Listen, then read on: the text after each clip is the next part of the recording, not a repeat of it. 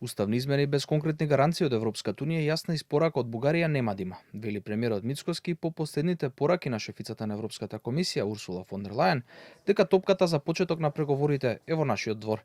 Според него не е фер да се очекува безусловна промена на уставот и додаде дека нема намера да го спроведе тоа додека тој раководи со владата.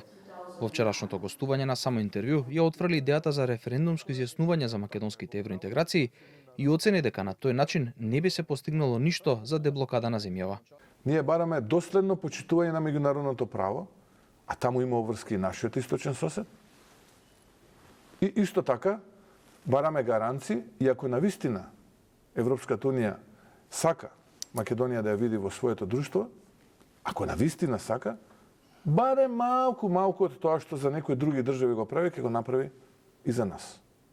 И тоа е јасен став. Дали е можно референдум да има за ова прашање, ако веќе сите овие обиди пропаднат? Да, но на второто прашање дали по цена на ова, тогаш... Добро, двете прашања нека бидат на референдум. Тогаш ќе ви кажа дека, еве да речеме, нема да успее референдумот.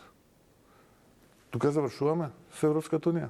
Пораките од Македонија во меѓувреме будно се следат и кај нашиот источен сосед. По бугарското МНР кој го повика на разговор словачкиот амбасадор, денеска издруженија од Бугарија реагираат на изјавата на председателот на Словачка Пелегрини, кој при посетата на земјава пред 3 дена бугарската блокада на Македонија ја оцени како уцена. Пристапниот процес за вашата земја треба да се заснова само на исполнувањето на критериумите и ниту една земја не треба да го злоупотребува тоа, само за да може да се занимава со сопствените прашања и при тоа да го забавува вашиот процес на пристапување, што е речиси еден вид уцена. Фон дер Лајен освен со Мицкоски одвоени средби имаше и со претседателката Селјановска Давкова и спикерот Гаши, но пресконференција не одржа. Своите пораки потоа ги пренесе преку социјалните мрежи, а клучната е дека договорените обврски за уставните измени мора да се спроведат.